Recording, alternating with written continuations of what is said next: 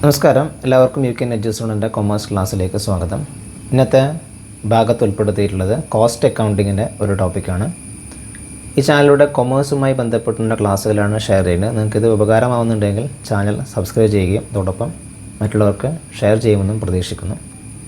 അപ്പോൾ നമുക്ക് ഇന്നത്തെ ക്ലാസ്സിലോട്ട് കിടക്കാം.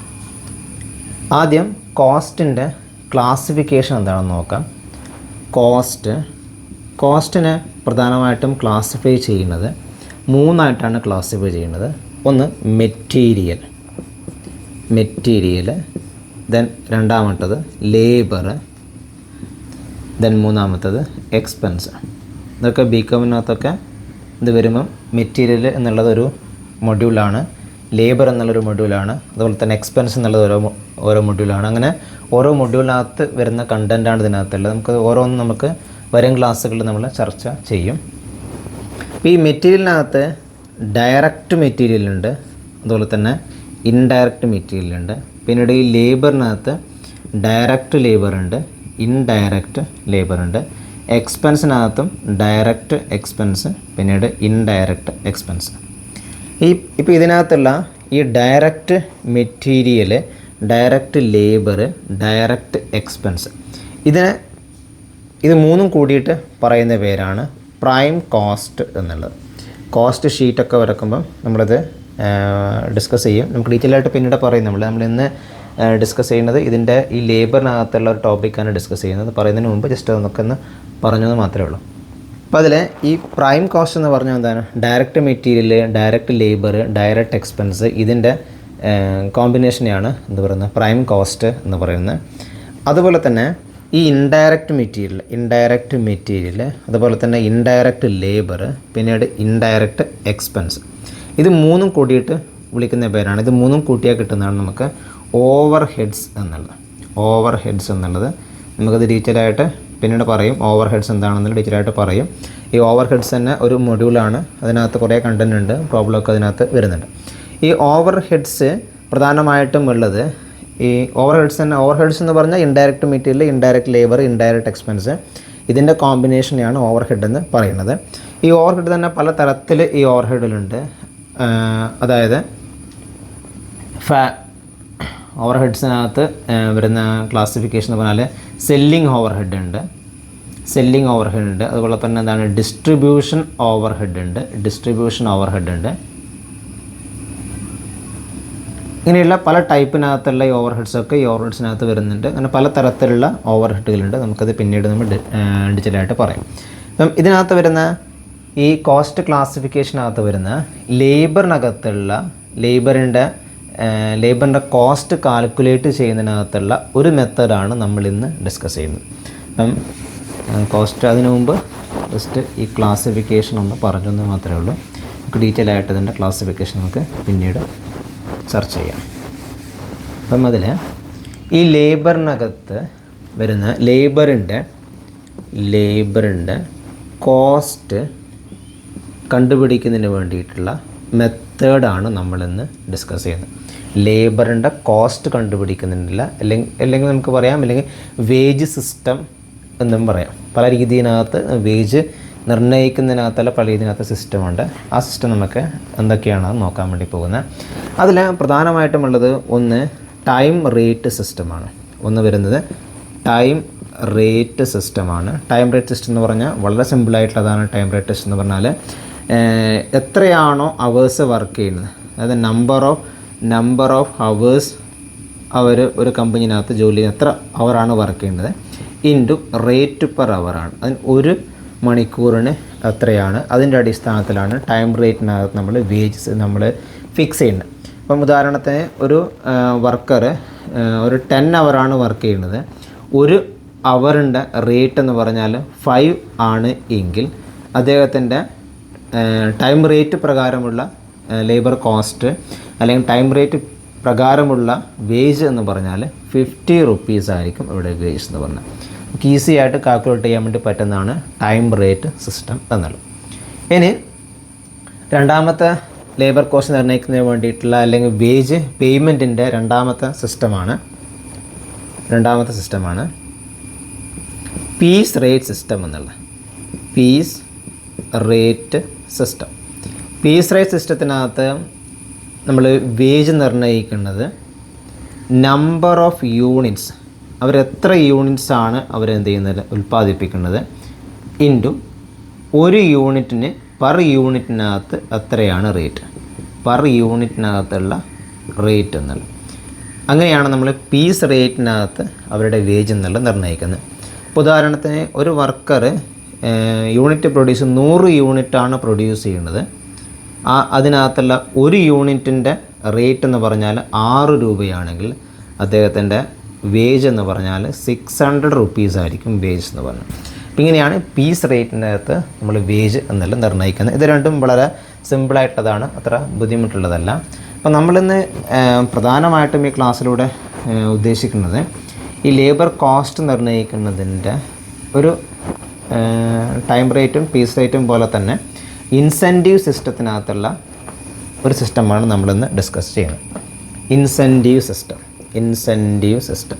സിസ്റ്റം എന്ന് പറഞ്ഞാൽ നമ്മൾ സാധാരണ നോർമൽ കൊടുക്കുന്ന റേറ്റിനോടൊപ്പം തന്നെ ഒരു ബോണസ് കൂടി ചേർത്ത് കൊടുക്കുന്നതിനെയാണ് ഇൻസെൻറ്റീവ് സിസ്റ്റം എന്ന് പറഞ്ഞാൽ. അല്ലെങ്കിൽ ഇൻസെൻറ്റീവ് സിസ്റ്റത്തിന് വേറൊരു രീതിയിൽ പറയാറുണ്ട്, പ്രീമിയം ബോണസ് സിസ്റ്റം എന്നും പറയാറുണ്ട്. Premium bonus system, bonus wage payment system എന്നതിന് പറയുന്നുണ്ട്. അപ്പം ഇതിനകത്ത് വരുന്ന ഒരു സിസ്റ്റമാണ് ഹാൽസി പ്ലാൻ എന്നുള്ളത്. ഹാൽസി പ്ലാൻ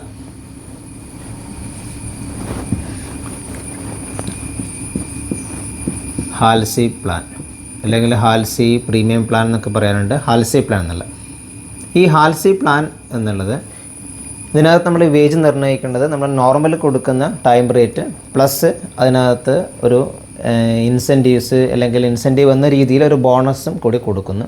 അങ്ങനെയാണ് ഈ ടൈം ഇതിനകത്ത് നമ്മൾ വേജ് എന്നെല്ലാം നിർണ്ണയിക്കുന്നത്. ഇപ്പോൾ ഈ ഹാൽസി സിസ്റ്റം എന്ന് പറഞ്ഞാൽ ആദ്യം ഈ പ്ലാൻ ഇൻട്രൊഡ്യൂസ് ചെയ്തിട്ടുള്ളത് FA ഹാൽസിയാണ് ഇൻട്രൊഡ്യൂസ്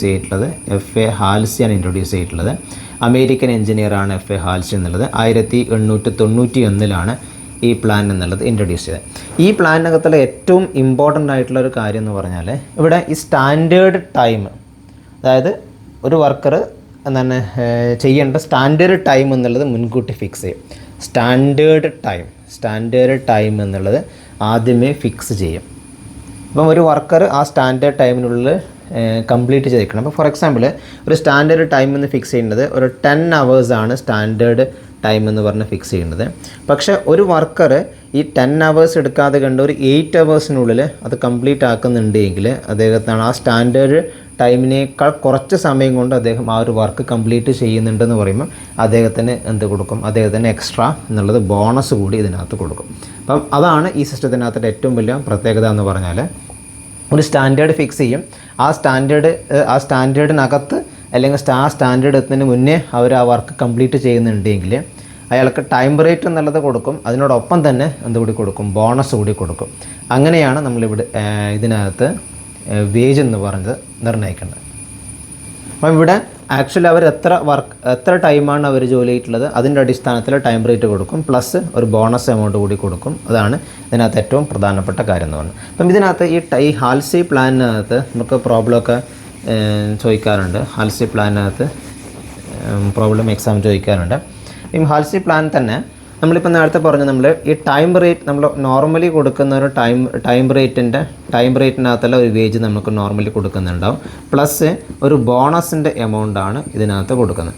ഈ ബോണസ് ഫിക്സ് ചെയ്യുന്നത് എങ്ങനെയാണ്, അവരെത്രയാണോ അവർ ടൈം സേവ് ചെയ്തിട്ടുള്ളത് അതിൻ്റെ അടിസ്ഥാനത്തിലാണ് ആ ബോണസ് എന്നുള്ളത് ഫിക്സ് ചെയ്യുന്നത്.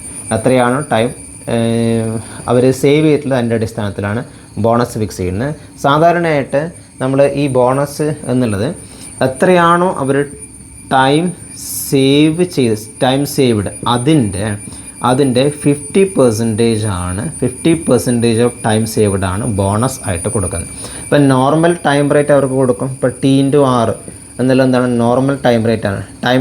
എത്രയാണ് അവർ ടൈം എടുത്തിട്ടുള്ളത് അതിൻ്റെ റേറ്റ് പെർ അവർ, ഒരു അവറിന് എത്രയാണോ റേറ്റ് ഫിക്സ് ചെയ്തിട്ടുള്ളത് അതാദ്യം കൊടുക്കും. അതിനോടൊപ്പം തന്നെ അവർ ടൈം സേവിൻ്റെ 50% എന്നുള്ളത് ബോണസും കൂടി ഇവിടെ കൊടുക്കും. അങ്ങനെയാണ് ഇവിടെ എന്ത് ചെയ്യുന്നത്, വേജ് എന്നുള്ളത് നിർണ്ണയിക്കുന്നത്. ഇതാണ് ഹാൽസി പ്ലാൻ എന്നുള്ളത്. ഹാൽസി പ്ലാൻ എന്നുള്ളത്. അപ്പോൾ അതുകൊണ്ട് തന്നെ ഇവിടെ 50% ടൈം സേവ്ഡിൻ്റെ 50% കൊടുക്കുന്നതുകൊണ്ട് തന്നെ ഇതിനെ 50-50 പ്ലാൻ എന്ന് കൂടി പറയാറുണ്ട്. ചിലപ്പോൾ എക്സാമിന് ഇങ്ങനെ ചോദിച്ചാലെന്നാണ് എഴുതാൻ വേണ്ടി പറ്റണം. 50-50 പ്ലാൻ എന്നുള്ളത് എന്ത് തന്നെയാണ്? ഹാൽസി പ്ലാൻ തന്നെയാണ്. അതുപോലെ തന്നെ സ്പ്ലിറ്റ് ബോണസ് പ്ലാൻ എന്ന് കൂടി ഇതിനെ പറയാറുണ്ട്. സ്പ്ലിറ്റ് ബോണസ് പ്ലാൻ എന്ന് കൂടി ഇതിനെ പറയാറുണ്ട്. ഹാൽസി പ്ലാനിനെ പറയാറുണ്ട്. ഇവിടെ പറഞ്ഞു നമ്മൾ ഇവിടെ വേജസ് ഫിക്സ് ചെയ്യുന്നത് എങ്ങനെയാണ്? Wages equal to T/R plus 50% of time saved. 50% of time saved എന്ന് പറഞ്ഞാൽ എന്തായിരിക്കും?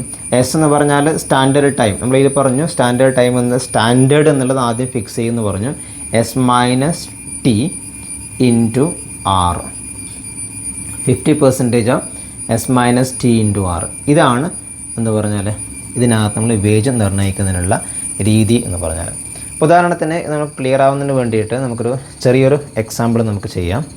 അതായത് ഹാൽസി പ്ലാൻ എന്താണെന്ന് ക്ലിയർ ആവാൻ വേണ്ടിയിട്ട് ചെറിയൊരു എക്സാമ്പിൾ നമുക്ക് നോക്കാം.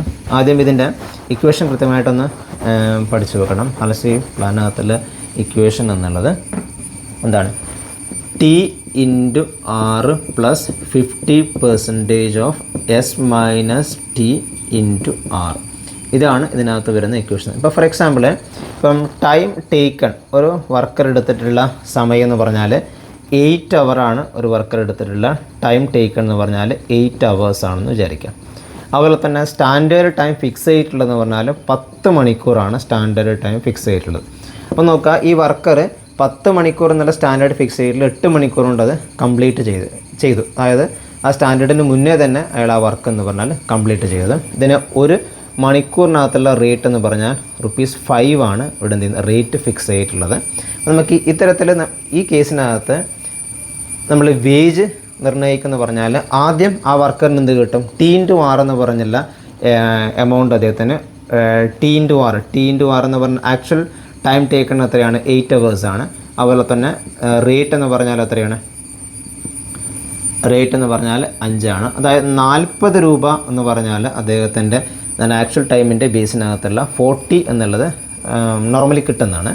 പ്ലസ് അതിനോട് കൂടി തന്നെ എന്ത് കിട്ടും? ബോണസ് എമൗണ്ട് കൂടി കിട്ടും. ബോണസ് എന്ന് പറഞ്ഞാൽ ഇവിടെ കിട്ടുന്ന ബോണസ് എത്രയാണ്? ബോണസ് എന്ന് പറഞ്ഞാൽ ഇവിടെ ടൈം സേവ് ചെയ്തിട്ടുള്ളത് 2 ഹവേഴ്സാണ് ടൈം സേവ് ചെയ്തിട്ടുള്ളത്. അതായത് S-T എത്രയാണ്? S-T/R അതിൻ്റെ എന്താണ്? 50%. ഇതാണ് നമ്മൾ കാൽക്കുലേറ്റ് ചെയ്യേണ്ടത്. അപ്പോൾ S-T എന്ന് പറഞ്ഞാൽ 10 - 8 R എന്ന് പറഞ്ഞാൽ 5 അതിൻ്റെ 50% ആണ്. അല്ലെങ്കിൽ 50% ഓഫ് ടൈം സേവ്ഡ് എന്ന് പറയും. അതായത് 2 × 10 ഇതിൻ്റെ 50%. അതായത് 2 × 5 ആണ്. 2 × 5ൻ്റെ 50%. അതായത് 10ൻ്റെ 50%. അതായത് 5 രൂപയാണ് അദ്ദേഹത്തിൻ്റെ ബോണസ് എന്ന് പറഞ്ഞാൽ. അപ്പോൾ സാധാരണയുള്ള എമൗണ്ട് അതായത് 40 എന്ന് പറഞ്ഞാൽ നോർമലി കൊടുക്കുന്ന ടൈം റേറ്റ് പ്ലസ് ബോണസ് എന്ന് പറഞ്ഞാൽ എത്രയാണ്? 5 എന്നുള്ളത് ബോണസ്. അപ്പം അദ്ദേഹത്തിൻ്റെ വേജ് എന്ന് പറഞ്ഞാൽ എത്രയായിരിക്കും? 45 ആയിരിക്കും വേജസ് എന്ന് പറഞ്ഞത്. അപ്പോൾ ഇങ്ങനെയാണ് നമ്മൾ എന്ത് ചെയ്യുന്നത്? ഹാൽസി പ്ലാനിനകത്ത് വേജ് നിർണ്ണയിക്കുന്ന ഈ രീതിയാണ്. നിങ്ങൾക്കിത് ക്ലിയർ ആയെന്ന് വിചാരിക്കുന്നത്. എന്തെങ്കിലും ഡൗട്ട് ഉണ്ടെങ്കിൽ നിങ്ങൾക്ക് താഴെ കമൻറ്റായിട്ട് ചോദിക്കാവുന്നതാണ്. ഇതിനകത്ത് വരുന്നതിന് വേറെ കുറേ സിസ്റ്റംസൊക്കെ ഉണ്ട്. ഹാൽസി പ്ലാൻ പോലെ തന്നെ വേറെ സിസ്റ്റംസ് ഉണ്ട്. അതൊക്കെ നമുക്ക് നെക്സ്റ്റ് ക്ലാസ്സിൽ ഡിസ്കസ് ചെയ്യാം. നിങ്ങൾക്ക് ഈ ക്ലാസ് ഇഷ്ടമായെങ്കിൽ ചാനൽ സബ്സ്ക്രൈബ് ചെയ്ത് സപ്പോർട്ട് ചെയ്യുമെന്ന് പ്രതീക്ഷിക്കുന്നു. Thank you.